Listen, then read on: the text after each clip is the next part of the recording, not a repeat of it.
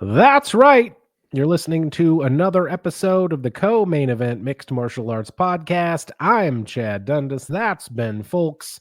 We're both longtime MMA journalists, and for nearly the last 13 years, we've been meeting here every week to break down all the action in the wild, weird, and occasionally wonderful world of mixed martial arts. Ben, we are going to get into talking about the UFC 313 main event and co-main event on this episode of the show. But before we do that, a programming note before we forget, because we are known to forget these things. Yeah. But you and I are both out of town next week for spring break here. Spring break, woo! Here in Montana. So no show next week. And then we will reconvene the final week of March for the proper. So just so everybody knows, don't freak out next week when there's no show. Just picture us both sitting on the beach drinking those Pacificos.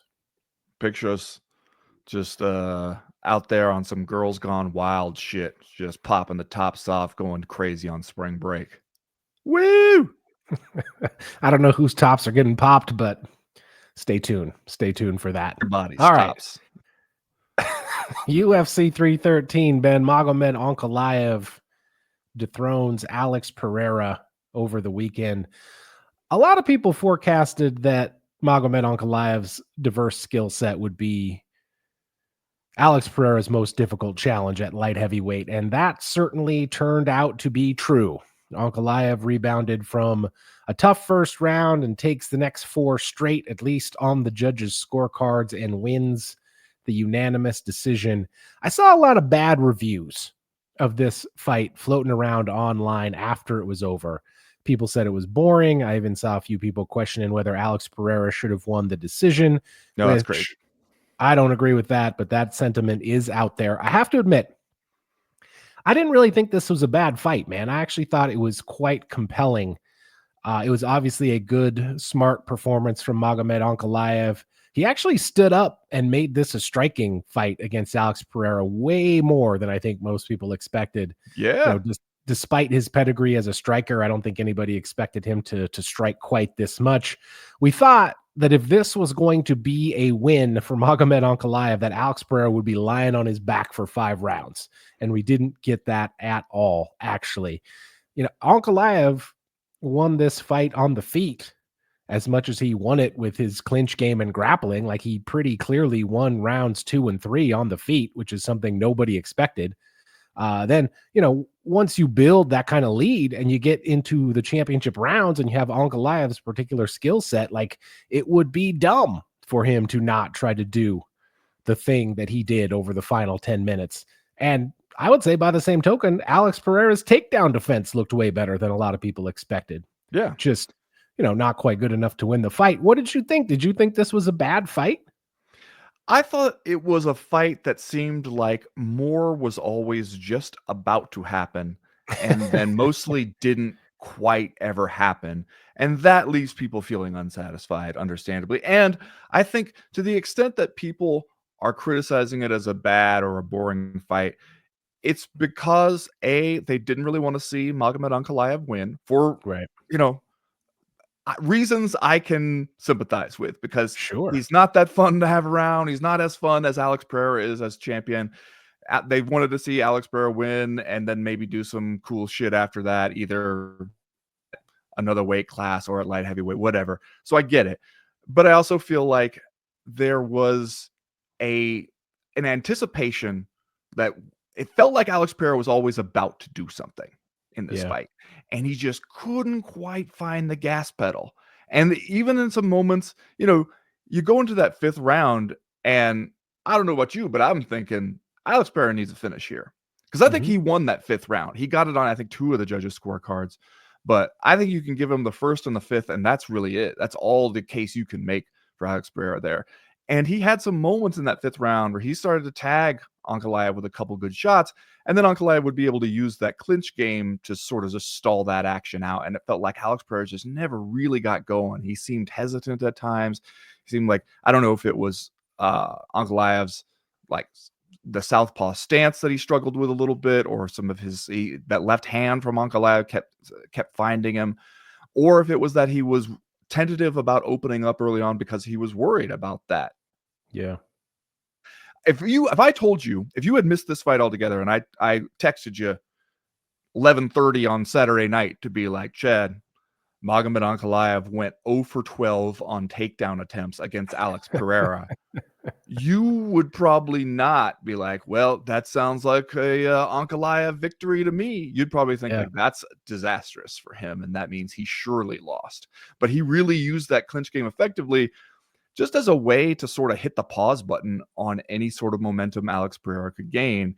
But it's understandably not going to be super popular with fans who they start to see Alex Pereira landed that jab, they start to see him landing head kicks and stuff, and they're going, all right, here we go. We're about to get an Alex Pereira fight. And Magomed Ankalaev is just like, nah, I'm gonna slow this shit way down up against the fence. It is, or at least I thought it was interesting that at one point, I think it was like the 4th round, maybe, Pereira, he landed that head kick, remember? That kind of stunned Ankalaev and kind of maybe had him push back a little bit. And you could see the bounce come back into the step of Alex Pereira. And he was doing the Alex Pereira body language that he does when he's about to knock somebody out. And this is the point, I think, where we were all like, okay, here he goes. He's doing that thing where he bounces around and he starts to push you back and he's about to uncork one of those left hooks. And then Ankalaev just absolutely shut that shit down by popping him in the face with a jab. Like, just disrupted his rhythm, got off the fence. Alex Pereira rally there was completely killed. And I felt like Magomed Ankalaev did a bunch of good and smart stuff in this fight that kind of shut Alex Pereira down. It is interesting that we as a sporting community at large tend to blame the guy who is the puzzle instead of blaming the guy who can't solve the puzzle, right? Like, I agree with you. Alex Pereira just didn't look like he didn't look like he was really ever comfortable. He didn't look like he was really going to come forward and unleash that offense that we know from him, except for in those limited instances when Ankalaev was sort of able to get out of it. And for that, we blame Magomed Ankalaev, right? Instead of blaming Alex Pereira for sort of like not being able to get around those challenges, which as the champion, that is his job. And I guess I understand why we do that. But at the same time, it's just a litany of things that, it's among the litany of things that feels kind of unfair about what we expect from guys in this sport. Especially because Magomed Ankalaev did have some big moments. He damn near knocked Alex Pereira out. Yeah, he did. I mean, if it was the end of the second or the third, I want to say the second, Alex Pereira was kind of saved by the bell there. Because he ate that hard left, knocked him back into the fence. He almost went down. And if there's 30 more seconds in that round, who knows? Maybe Ankalaev gets a finish there. And honestly, I was wondering what Alex Pereira's approach would be. And then in the first round, it seemed pretty clear that he was thinking, let me beat up on this lead leg. Let me kick that calf on the lead leg. And it seemed to be working. He landed a bunch of calf kicks in that first round. You could see Ankalaev's leg showing some of that damage, but it just really didn't seem to affect him that much going forward. He made the necessary adjustments, but it also seemed like he didn't suffer any limit in movement as a result of that. And it seemed like maybe Alex Pereira was really hoping, I'm going to kick the hell out of this guy's calf. He's going to become a lot more stationary, and then I'm going to be able to go to work on him. And it didn't happen that way at all. Ankalaev just kept pressuring. And it was that pressure that seemed like it forced Alex Pereira to just be in constant response mode. He didn't get to move forward that much. He was circling away back against the fence a whole lot of that fight. And it's hard to win that way. Especially when a guy has that option where when you do start to put something together, he can just be like, now I would like us to clinch against the fence, please. And Alex Pereira he did some good stuff there, maybe just because we had kind of a low expectation for his wrestling game. But, like you said, he's fending off the takedowns. He's turning Ankalaev against the fence sometimes. He's freeing himself from some of these clinches. But it just was such a valuable tool for Ankalaev to have, to just be able to control the pace and the distance of that fight using that clinch. Yeah. Did you notice Alex Pereira even had a couple of nice trips? Like, he almost tripped him up one time, and then right at the end, like I think maybe round 3, he dumped him right on his ass with a pretty sweet trip. So yeah, much better in the grappling game than I expected from Alex Pereira. But just like I said, like that's not his game. Not enough to win the fight. Do you What do you think? make of No, go ahead. Dana White afterwards, when asked, what's next for Alex Pereira, and he was like, probably the rematch. Do you think Alex Pereira learns enough and saw enough from Magomed Ankalaev that he could have a better chance to solve the puzzle if they go in there and do it again, brother? Maybe. Yeah, maybe. Like, I don't know exactly what the tactical changes would be in the game plan, but like you can clearly see the times when Pereira is having more success in this fight, right? And it's exactly what you said in the first and in the 5th round, where he's pressing forward. He's keeping Ankalaev on the back foot, and he is beating up that lead leg with low kicks, even though, Magomed Ankalaev no-sold it the whole time. And it didn't really seem to affect him that much. But those were the times that Alex Pereira was winning. And so maybe if you can do that more consistently, maybe if you can free yourself from the clinch a little bit more often, maybe, one of the things I was wondering, maybe this is insane, but like when I saw those trips and, we're having most of this fight in the center of the cage where it actually seems like Ankalaev is having way more success than we thought. But it crossed my mind at some point, would Alex Pereira ever try to mix in a little offensive grappling?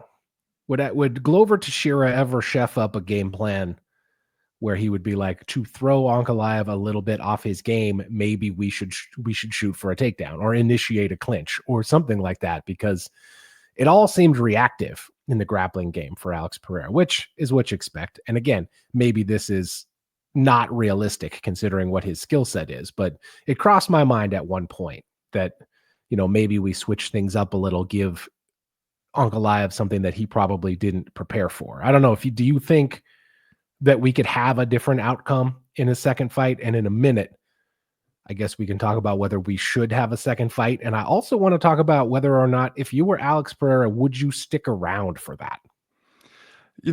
First of all, I don't know if my advice to him would be like, you know what? Let's go out there and let's wrestle this motherfucker. Let's I'm make just him. saying, like once or twice. Like I get once it. or twice. To give him something to think about, I agree with like that theory. However, what happens if you do get a takedown on him? Then you're on the ground with a guy who's better at grappling than you. He's probably going to be able to get off the bottom, and you might have a whole different series of problems. You're saying the worst thing about shooting a takedown is that it might work. Yeah. Then what? You might get what you wished for, and then not like it so much. I wonder, the thing I wonder about how a rematch might go differently is if you're Alex Pereira and now the takedowns are not as big a problem as I might have thought. I don't have to worry that this guy is just going to plant me on my back every single round, keep me there and feed me elbows. I'm doing okay in that regard. Maybe that the clinch game is like, I need to work on freeing myself from the clinch game sooner and getting back to work and getting back to my offense. If you go in there with a little more confidence about defending the takedown, but also a little more urgency about how to avoid the clinch game and avoid getting stalled out in the clinch, then maybe you do have a different outcome the next time. I don't know. I would be interested in seeing that rematch just because it would be one thing if Ankalaev had just gone in there, and as I saw people write into my mailbag column last week and be like, what if he just wrestle fucks Pereira for 5 rounds and dominates on the scorecards, but also it's a boring enough fight to where nobody wants to see it again. Like, where would that leave Pereira? And that isn't what happened here. They had a pretty interesting fight on the feet. I would be interested to see, can Alex Pereira figure out what he needs to change, what he needs to adjust to go out there and get his belt back. I would be into that. Yeah. If you're just looking at what maximizes pay-per-view returns in the very next fight, though, if you're the UFC, you're probably not necessarily thinking that it's that. You might understandably be like, what if we kept Alex Pereira hanging around until we saw what happens, if anything, with John Jones and Tom Aspinall? Yeah. Because you could throw Alex Pereira into a fight with either one of those guys, depending on what the circumstances are, depending on if they fight each other, whatever. And you could do some big numbers with that. If I'm Alex Pereira, though, my question would be like, as you always say, do whatever fight is going to pay you the most in the next fight. If you're going to do a thing to Alex Pereira where you're like, well, we'll have you move up to heavyweight and fight for the title, but you'll be the challenger and therefore not in a position to receive points on the pay-per-view for what would be a massive pay-per-view for us. Well, then fuck you, no thanks. I don't need to fight like a gas hands Tom if I'm not even going to get a portion of the receipts. Then I want to stay at home at light heavyweight. I want to get that belt back because that is the path to the big paydays. Yeah, one of the things that I think about is, Alex Pereira is about to turn 38 in July. And so, as good as he has been, he probably doesn't have a ton of time left in his athletic prime. So, if I were him, I would want to do the thing that was going to get me paid the most money for the next fight. And so, I don't know that sticking around for a second fight with Magomed Ankalaev is what I would want to do. Like, I guess as long as you have a standard UFC contract, which we don't necessarily know about Alex Pereira, you're not going to get points on the pay-per-view no matter what you do next. So I guess I would do the thing that they were going to offer me the biggest upfront money for, which I would have to think would probably be something at heavyweight. And the last time Alex Pereira lost a UFC title, he moved up in weight, and it turned out to be the perfect thing for him. Yeah. At that moment, I don't know that he would necessarily have the strength or the skills to do a lot of good things at heavyweight. I feel like this fight made me feel a lot less bullish about a fight with John Jones, right? Than maybe I would have felt before.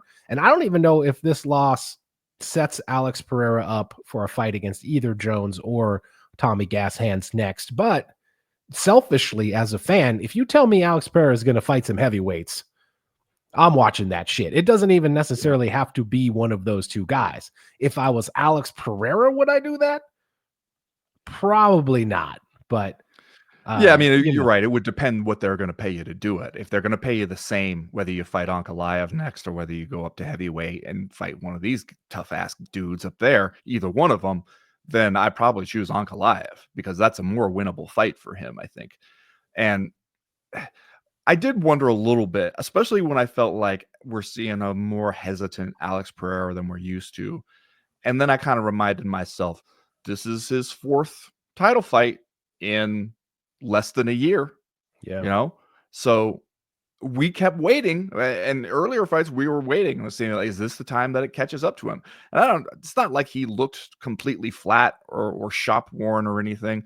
But if you go in there and you're just not quite as sharp, you can't quite turn it on the same way, maybe it's worth thinking about taking at least a little bit of time off before the next one, because how often we see light heavyweight champions, especially 4 title fights in less than a year?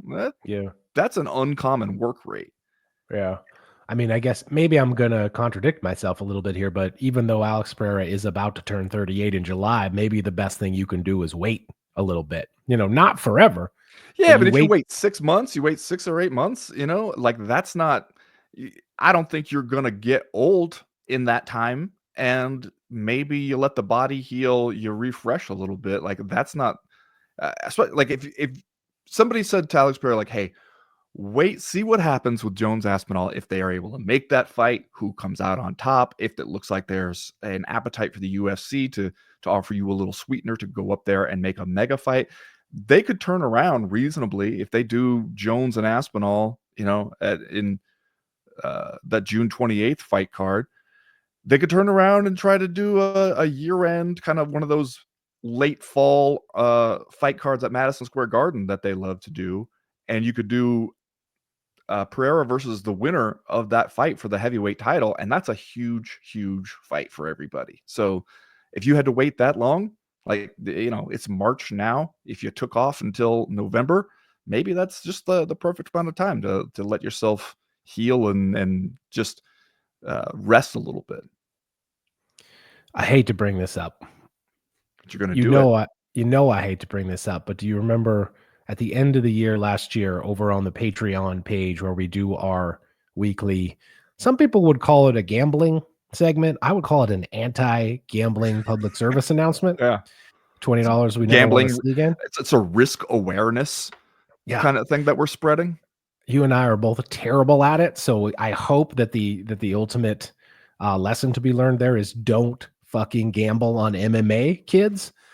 But I mean, near the end of first last year, speak for yourself, because I came out again in the black. Barely, but again. Yeah, but the clock's ticking on that. You remember at the end of the year, we both did futures bets for who would be various champions in various weight classes by the end of 2025. And my heavyweight pick was Alex Pereira to be heavyweight champ. I thought as an injury replacement for either Tommy or Johnny coming in at the end of the year. But in terms of that bet, I'm not feeling too bad about the way things stand right now. So we shall see. Before we wrap up this discussion, I wanted to ask you also, at one point, Daniel Cormier said, if they're booing, that means he's winning.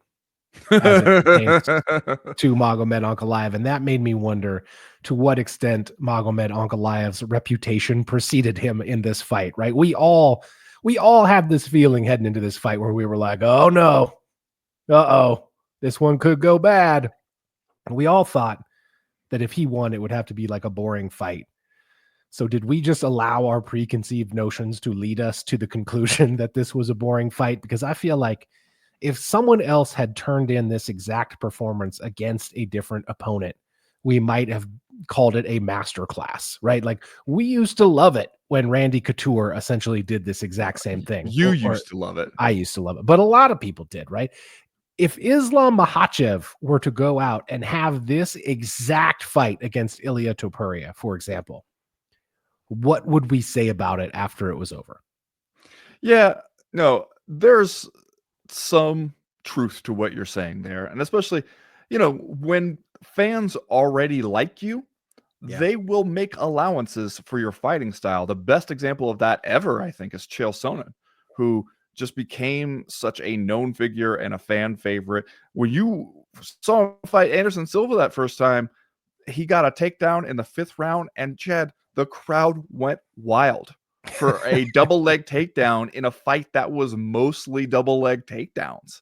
So they will get behind that if they want to see you win. They didn't want to see Ankalaev win is the thing. Yeah. And I also, though, think when you're the challenger, especially going up against a popular champion, and late in the fight, it starts to seem like you're ahead on the scorecards and you're trying to get safe. You're trying to just coast. You're trying to just make it to the final horn and feel like I'm far enough ahead that I got this, as long as I don't fuck it up and get knocked out. Again, like you said, smart. That's what I would tell them to do. You got to get that belt, because getting that belt is how you get the big money in the UFC. Like we said beforehand, if Magomed Ankalaev had gone in there, tried to really push it, and got knocked out by Alex Pereira, the UFC would not be in a hurry to offer him another crack at the light heavyweight title. That would kind of be it for him, probably, at least for a while. So he did the smart thing for him. But I don't think fans like it when there's that perception where they're like, oh, you got a lead and now you're just running out the clock. Like that, I think, also kind of works against you. Remember, you're listening to the co-main event podcast proper. This show drops every Tuesday afternoon for free in your timelines and podcast libraries. But if you want even more of the co-main event, you can find Ben, Folks, and myself all week over on Patreon. Hit us up at patreon.com/co-main event and get loads of extra audio and video content, as well as access to our official Discord message board where they're talking fights and a lot of other stuff literally all the time. Hit us up at patreon.com/co-main event. We got a bunch of handy tiers of patronage. You can join the team at patreon.com/co-main event. Another way you could support the show is by going to co-mainevent.com and checking out our merchandise shop. We got t-shirts, we got hats, we got hoodies, we got lots more. Stop by and pick up our best-selling Daddest Man on the Planet coffee mug while we can keep them in stock. Ben, I mentioned this last week, but the Are You Fucking Kidding Me coffee mugs are flying off the shelf now. Yeah. Now that we told the people that they're there, people are going there and buying them. You got one right there for people watching on the video version. So, yeah, I guess the lesson here is go to the shop and see what's there, because I can't sit here and tell you everything that's at the shop. I can tell you, do we have a shirt with the MMA gods on it? Yes, we got that. Do we have rad yellow shirt that says Volcomania in the Hulkamania writing? Yeah, we do. Do we have the classic Bobby Knuckles t-shirt? Yes, we have all of those. But I can't tell you everything. You got to go check it out for yourself. It's impractical for us to sit here and list everything that's available in the co-main shop. I'll tell you though, this mug, it is a great way to just get a point across in work meetings, just sitting on the cube. Don't have to know anything about MMA. It just, it speaks for itself. It's a great gift item. And I think I'm glad people are coming around to it. People are realizing the great, and some would say endless potential of the Are You Fucking Kidding Me mug. Just pop on over there, see what else we got. Does the Are You Fucking Kidding Me mug qualify as business casual? Yeah. Because see, Chad, the thing is, as people watch on the video can see here, it doesn't actually say fucking necessarily, because there's a lightning bolt. Well, the lightning bolt is the I, though, so it does say fuck. The lightning bolt gives you just enough cover, I think. Guess so. Yeah, sure. That's right. It's kind of like the pasty over the nipple kind of thing. Like that's what the lightning bolt is doing there. Yeah, I was hoping you would make that comparison at some point on this show. The point is, we got it all over there. Go to the website comainevent.com and click the link at the top of the page that says shop. As always, we partner with our guy Johnny Ashcroft on the shop. He is a designer from Portland, Oregon. We can't recommend him highly enough for all your design needs. Hit him up at studiosuperconductor.com or on Instagram at studiosuperconductor. Right now, like we always do about this time, let's do a little bit of listener mail. Listener mail.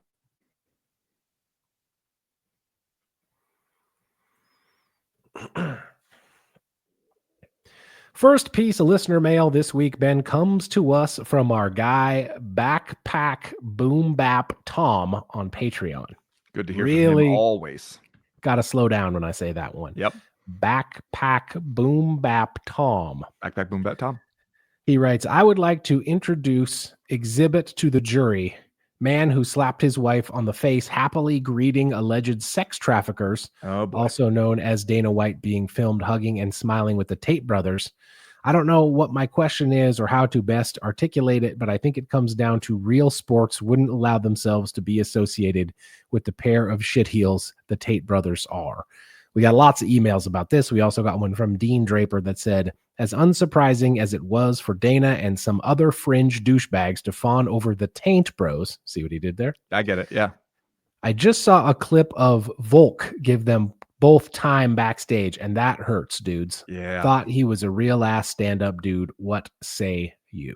This, I mean, this is the, aside from Volkanovski, the fact that these guys would get celebrated at a UFC weekend is the least surprising thing of all time. It is. It is. Absolutely. I think those of us who know this sport and know this space and what it's like now knew when we heard this news, the Tate brothers are being released from Romania, where they were due to stand trial on sex trafficking charges, and are coming to Florida just in time. I think it was not hard to predict.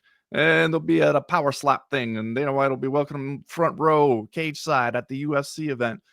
Here's the thing about this. It's hard to surprise me with the UFC's hard and very intentional right-wing turn in the last few years. The Volk one does hurt. I agree with Dean Draper on that one, because we have a fondness for Volkanovski. He seems to be a good-hearted dude. And then I have to factor in he's also a professional MMA fighter, and we know just as a general group skew right. And so that, I guess I'd like to think that my heart is hardened enough to seeing that MMA fighters, even the ones you like, even the ones that seem like really good, thoughtful people, might have some political or social or cultural beliefs that you find abhorrent. Like that just kind of comes with the territory. The Dana White thing, though, somebody brought up this point. I wish I could remember who it was. I saw it on either Twitter or Blue Sky, one of the social media things, where they were pointing out, like, Dana White is super rich. He's on the Facebook, he's on the Meta board of directors.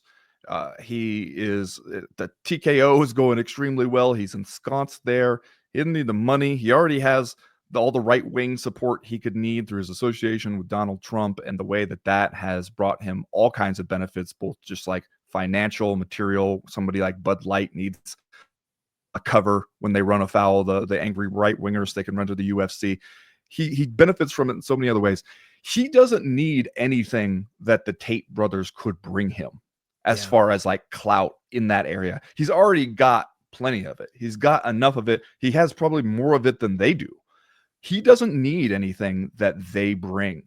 So if he is so eagerly welcoming them right away, it's because he wants to. It's not because he thinks this is something I stand to gain from. I'm going to get something out of this. Because he genuinely wants to.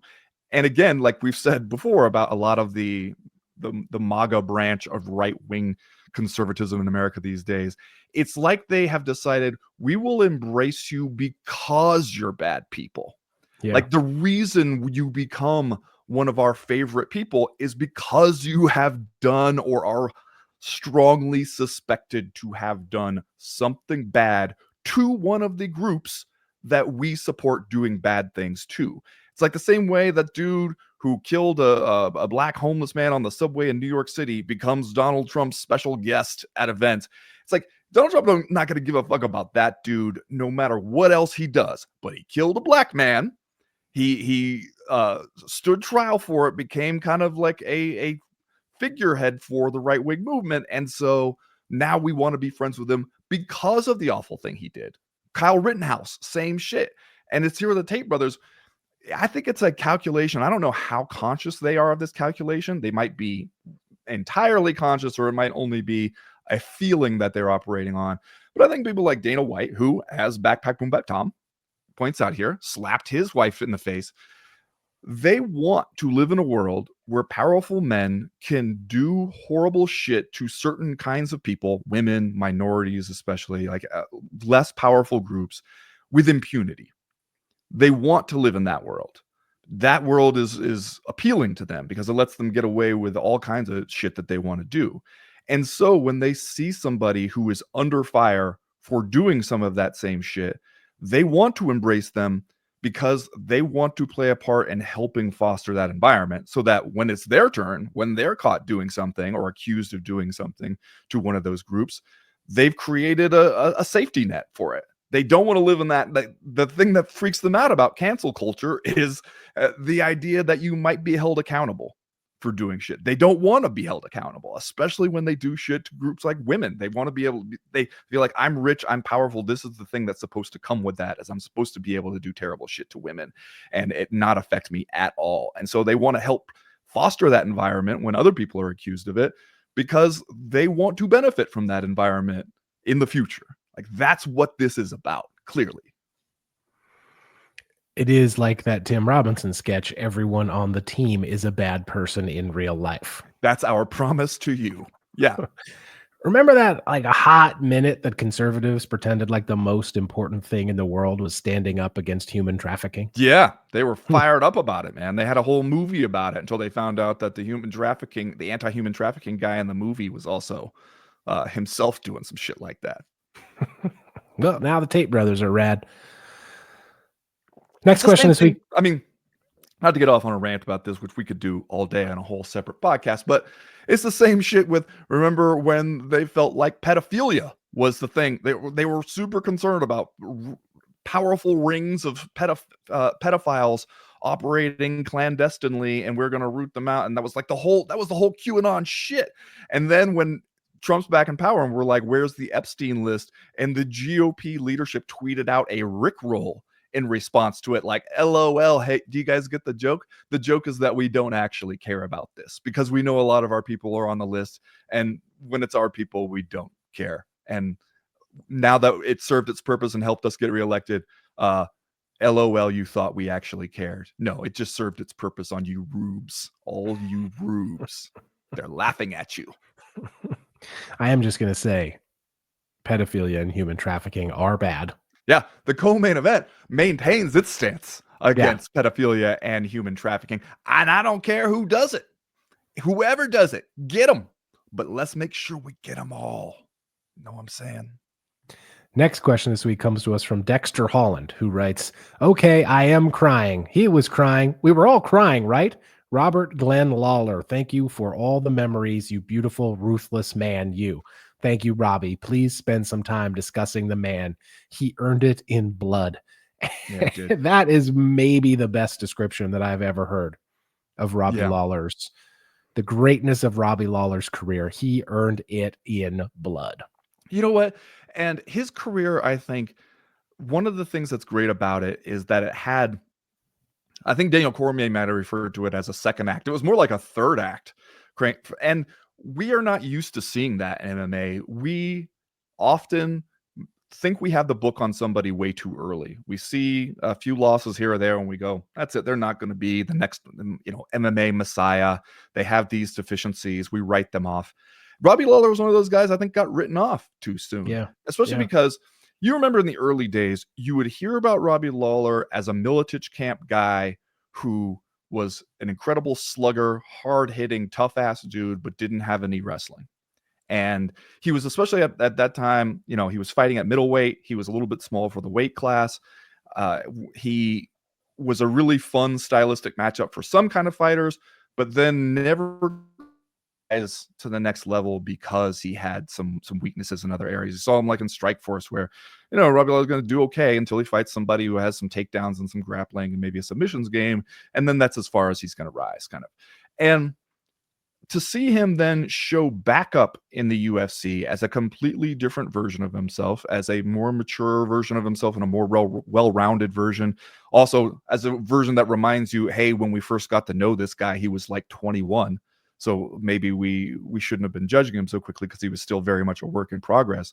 But then he came back into the UFC then and had such a great run, becoming UFC champion and having so many like great classic fights along the way, and always still being that same dude who he's not afraid to wade right into the thorn bush in order to get the prize. Even when we see a lot of fighters, once they get something, once they have something to protect, become a lot more conservative. You never saw that with Robbie Lawler. That fight with Rory McDonald, where you're watching that one, you're just going like, Jesus Christ. These are two guys who have no regard for their future selves. They are not thinking at all about tomorrow, much less 5 years from now. And neither one of them will take a backward step. And he's standing there with his whole lip torn open, spitting blood on the canvas and just staring Rory McDonald down. Like, I was in the building for that one. I will never forget that fight for the toll it took on both guys. You saw them both leave a piece of themselves in that fight. And to be able to watch him come into his own that way, while still maintaining the essence of the fighter he had always been, was incredible. And it was so great to watch. I think when I was thinking about some of my favorite Robbie Lawler moments, I remember we watched this together at your house when he fought Melvin Manhoef. Remember, we both jumped up off the couch at this moment where he was getting his legs absolutely kicked to shreds in that fight. And, that was Melvin Manhoef's whole thing, was just being like a buzzsaw kickboxer. And Robbie Lawler could barely stand and he's limping around really early on at that fight. And you're thinking, well, shit, it's only a matter of time until Melvin puts him away. Robbie can barely move. And then Robbie Lawler knocks him out. Just comes back out of nowhere, knocks Melvin Manhoef out. And you and we were the Joe Rogan, John Anik meme. Just, I wish I could have seen our faces in that moment. I'll never forget that one. You know how much it warms my heart to remember that Robbie Lawler won the UFC championship when he was 35 fights into his MMA career? Every time that I remember it, I think, what a fucking turn of events for that guy. So very glad to see him get into the UFC Hall of Fame, such as it is, because he does deserve it. He did pay for it in blood. One time. Go ahead. I was just going to say one time, I think I can out Rory McDonald for this now since so much time has passed, but I interviewed Rory McDonald for the Athletic Fighter Survey that we did. And one of the questions on that was, what was the worst injury you had in MMA? And I asked him, and he said something like he dislocated his thumb or something like that. And normally, like, I didn't ever respond to anyone's answers because they're supposed to give their answers. Honestly, you record them, whatever. But at that one, I was like, really? It wasn't the nose? And he was like, oh yeah, no, actually it was the nose. It was the nose. How did you forget? How did you forget about the nose? The nose was an ongoing problem for him for years. Like that I don't see how that was. The thumb must have really hurt or something. I don't know. Yeah, man. yeah, I guess. One thing I'll remember about Robbie Lawler always is he came in and fought at least once as kind of like a special attraction for the IFL when I worked for them, because they had a Miletich team, and Robbie Lawler was kind of a wandering Ronin samurai at the time, and he had fought Frank Trigg over there in Icon or Rumble on the Rock, one of those Hawaiian fight promotions. Remember, just absolutely destroyed Frank Trigg, and they had a great fight until that point. And he knocked him out in the corner and then loaded up and took one completely unnecessary whack at his head, and said later he did it because Frank Trigg has no respect and he wouldn't do it to other guys who had respect. But I remember him showing up in the IFL. He fought Eduardo Pamplona, who was a pretty tough guy. And it was one of the first fights I'd ever attended in person, where I was sitting ringside for that one. And the sound of throwing and landing punches was just different. It sounded different and I'd by that point seen a whole bunch of fights live, but that was one where I was just like, oh, when you're here in person, you can tell that this guy is hitting you with something different than everybody else is. Next question this week comes to us from Christian Raider on Patreon. He wrote, so Power Slap had their first YouTube live stream on Friday, which somehow won't be the most notable news from the event. I'm sure someone else will cover the presence of 2 sex traffickers at the event, but I wanted to discuss the surely exciting news of the streaming numbers. Live streams are usually rated on how many concurrent views they have at one time. The fastest growing sport in the world managed 40,000 concurrent streams around the time that Paige Van Zandt was quote unquote competing. Coincidence? Without context, it is hard to know if this is considered a success, so I looked up some numbers. Out of the top 10 most watched live stream events, the lowest watched sporting event was a soccer match between Corinthians and Sao Paulo, which was only available to watch in certain regions, not in the US. That event had 3.61 million concurrent views. Power Slap didn't even beat out the Depp versus Heard trial, which had 3.4 million concurrent views. This year's Super Bowl had 27.7 million average viewers. 127. Yeah, sorry, 127.7 million average viewers, and influencers live streaming themselves watching the event beat out Power Slap, with iShowSpeed having 150 concurrent viewers. Now we know. Yeah. Sorry. Yeah, a lot of numbers. Now we know what Dana will argue, but it is hard to deny when the numbers are this readily available. That's a good point about this move. Is it gets harder to tell us that every man, woman, and child on planet Earth is watching Power Slap when we can all look at the little ticker under the thing and be like, bro, videos of people watching other sports beat the shit out of you. Just absolutely blew you away. So just because even if the TikTok and Instagram numbers or whatever are real, even if that's the case, when it comes time to actually broadcast your event, like not just like find a way to slip one 30-second video into somebody's algorithm and they saw it, whether they watched the whole thing or whether they scrolled right past or not, then we see nobody really wants to watch this shit. And why would they? It's so dumb. It's so dumb. Again, I will say it over and over and over again, Chad. I do not object to Power Slap because I think that it's dangerous, though it is. It clearly is. It's people just having to stand there and get clubbed in the fucking head.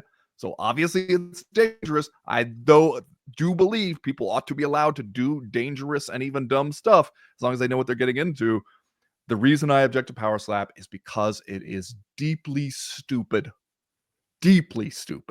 and obviously stupid. And so, yeah, when you can see the numbers on YouTube, people are not watching this, man. People don't this is not even a real sport. People don't want to see this. Try to tell us you're bigger than all the other sports combined on social media. Get out of here. Get out of here. Ordinarily, I would say that it might be unfair to compare something like Power Slap to the Super Bowl. But in this instance, the owner almost literally asked us to. Yeah. Right? Biggest sport in the world, blows everybody's streaming numbers out of the water. Every other sport combined doesn't get the fucking whatever Instagram impressions or whatever metric he was using at the He time. said But it over and over again, every other sport combined. And here's my question about this now that we're especially, you're seeing some actual numbers. Because back then, where it was like he was saying that on every podcast he could go on, didn't really get any pushback. He'd get some, reporters who were willing to write the same story over and over again. Slap is a runaway success. And they would just repeat these same claims for him too. Did Dana White believe that it was true? Because, it's not like he's sitting there crunching the numbers himself from social media views. He has some underling, and he's like, how is my Power Slap baby doing? And they're like, great, boss. Did he know that he's completely bullshitting about this? Or is somebody out there just being like, just tell him it's amazing, man. Tell him it's going super great. That's what he wants to hear. I hope so. Man, I hope he didn't know. Anyway, we got some good questions this week. We got one good one from Babe Dirt and another one from Darcy LeDrew and several that I wanted to get to, but I don't know that we have time. So those ones are somewhat evergreen. If you guys are listening and you want to send those to us on a different week, we could probably answer those. But right now, we're going to talk a little bit about Justin Gaethje and Rafael Fiziev. We are going to do that right after this.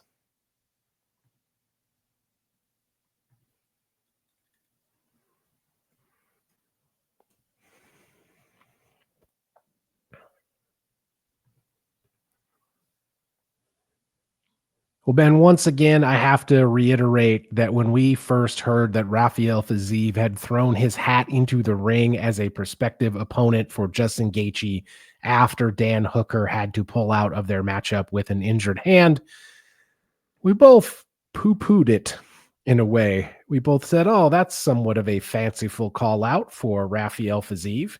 And perhaps in evidence to support that was true, that when Rafael Fiziev really did land this fight with Justin Gaethje, he went on a podcast and talked about how it was the greatest thing ever to happen to him and he didn't deserve it and he was just happy to be there. However, I got to give a shout out to this guy, man. I know we're going to talk about Justin Gaethje winning this fight and his greatness and how he's got that dog in him and everything else. But shout out to Rafael Fiziev for showing up on short notice and turning this fight into the kind of dog fight that I think we were looking forward to when we thought Dan Hooker was going to be there. So big props to Rafael Fiziev for showing up and doing his stuff and making this a fun ass fight. Yeah, and honestly, that's one of the things that makes Justin Gaethje's performance and his win here more impressive to me, is because I was concerned, how is Rafael Fiziev going to look coming in on short notice and after not fighting for a while, coming back from ACL surgery?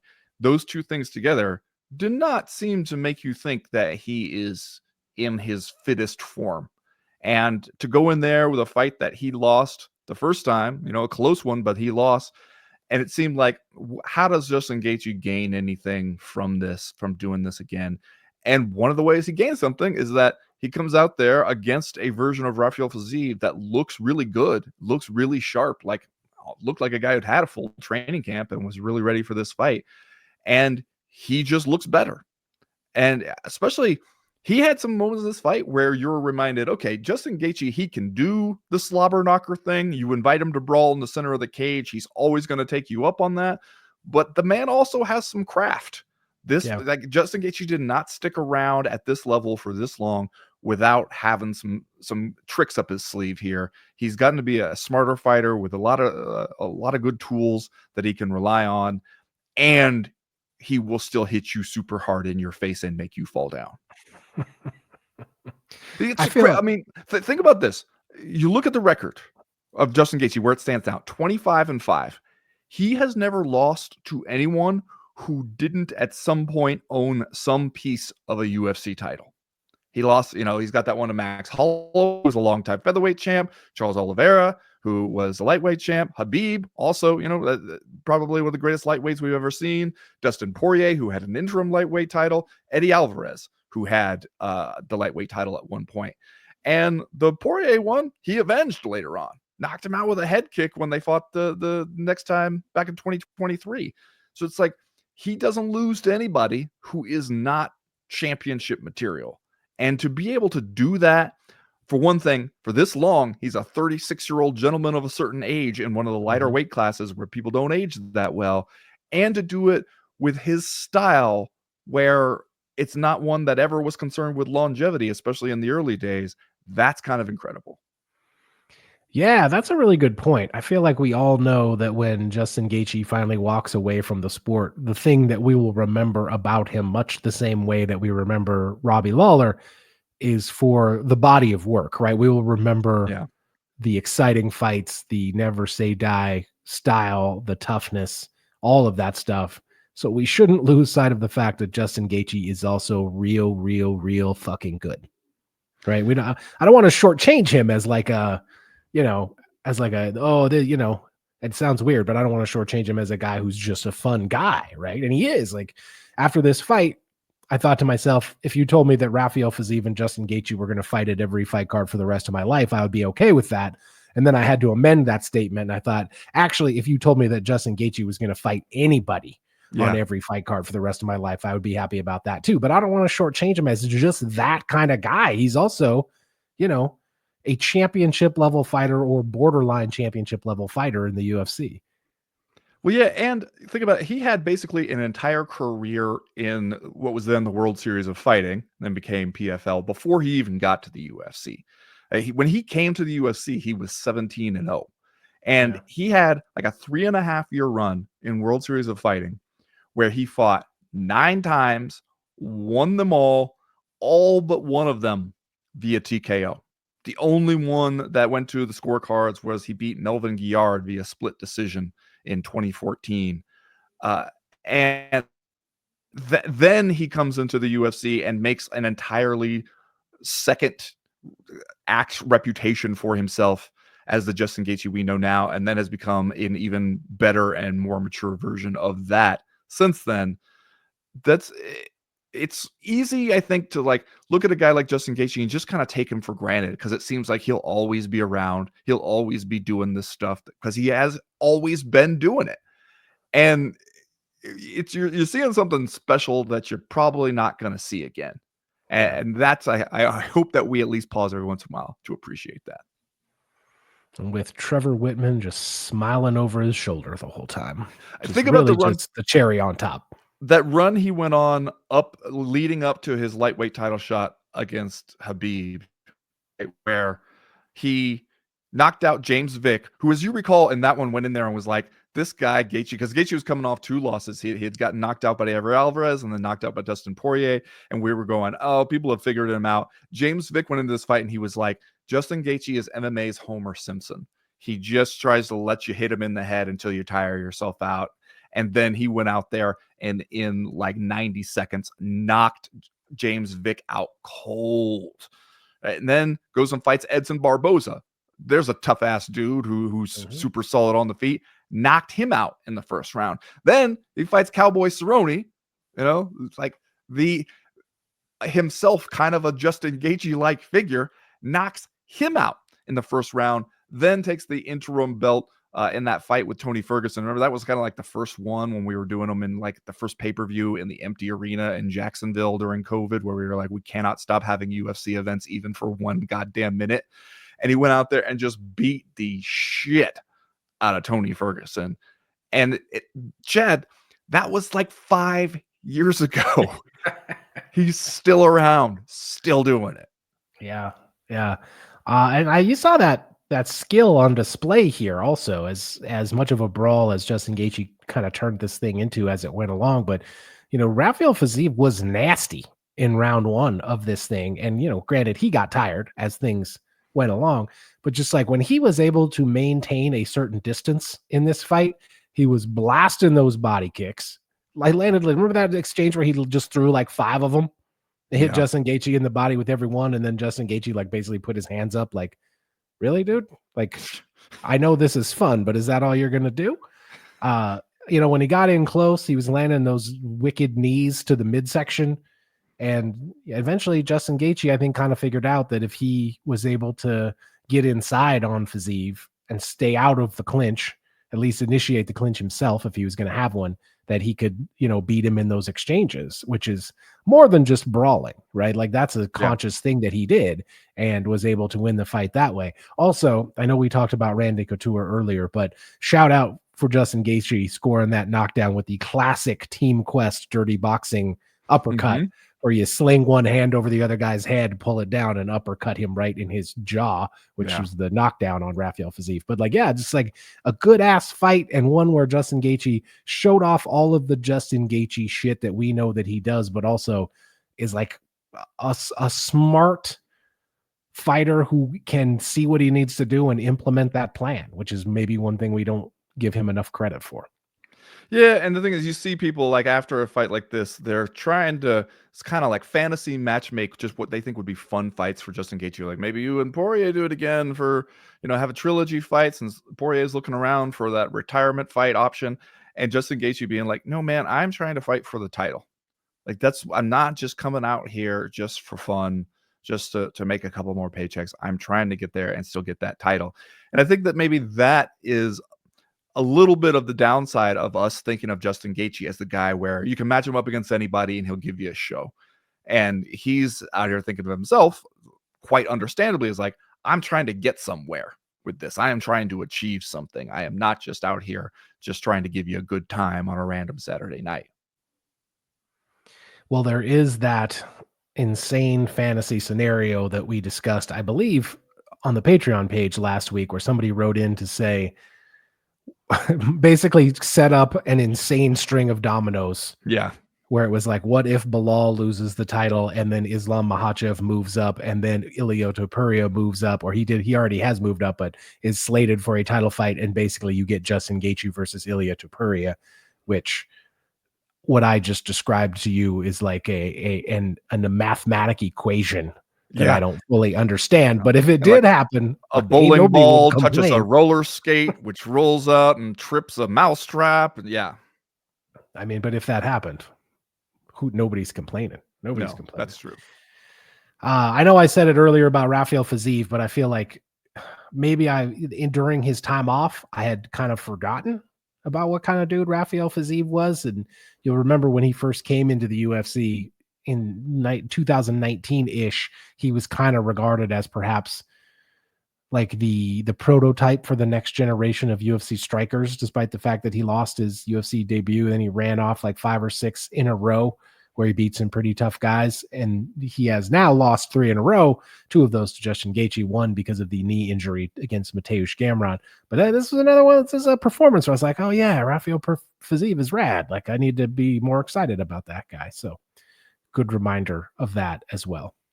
Well, one of the things I did want to mention too is we saw at least the UFC trying to throw the idea in our heads of like, hey, you want to see though the future of the lightweight division? Because we also had on the undercard here on the main card, you had Ignacio Bahamondes going in there and fighting Jalen Turner, which seemed like they were setting him up with a little bit of a step up in competition, but he proved entirely capable. Gets that triangle choke submission off his back in the first round.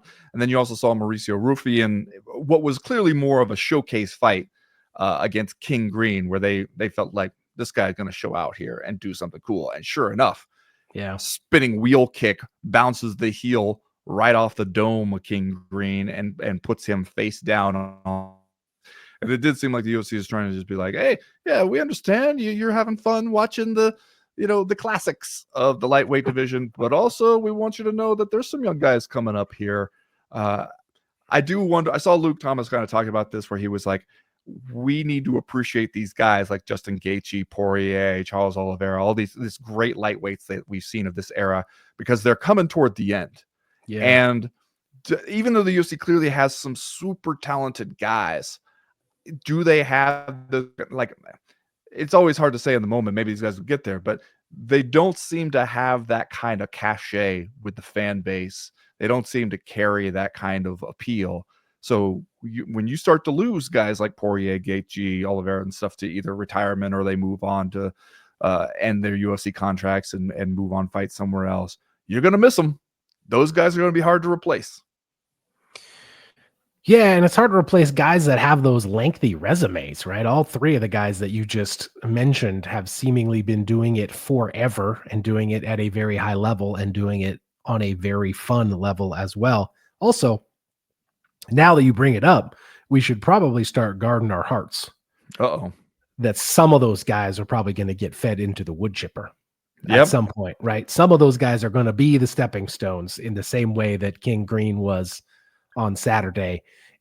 I would think, well, it sounds like Poirier is getting out. Well, the getting is good in some ways, but you know, some of these guys we love are going to wind up on the long side of the odds, I think, at some point against these young guys, these young hitters.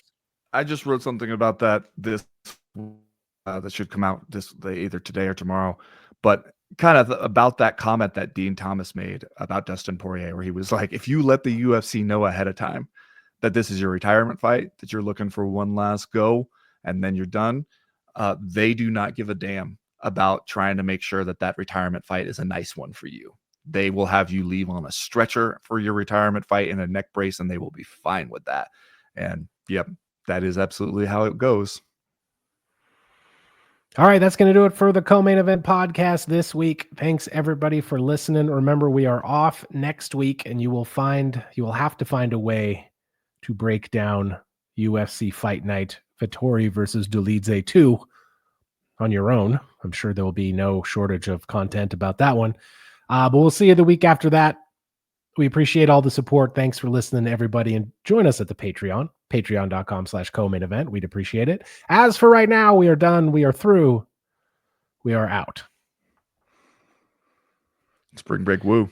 Are you ready? Spring break woo. Yeah, going to be drinking those Pacificos down there on the Gulf. I'm just going to call it the Gulf because I don't know what words I'm supposed to use for it. Listen, I'm gonna say this to you right now. I want you to stay on top of your sunscreen out there, my man, because you know how it goes. It's a long winter here. You get a little pasty. You go out there, you misjudge it. You pop the top. You're out there sitting on the Gulf Coast drinking those Pacificos, and you don't realize that 15 minutes in the sun is all it takes for this white fish belly skin to end up a bright, painful pink. It sounds like you're speaking from experience. I'm speaking from a lot of experience. And some of it even while I was out there wearing a tank top and had an unfortunate pattern seared into my skin. Luckily, I'll be there with my children. I will have to constantly be slathering them with sunscreen. So hopefully I will remember to apply and reapply some on myself as well. Don't forget the nose. Very important to get the nose.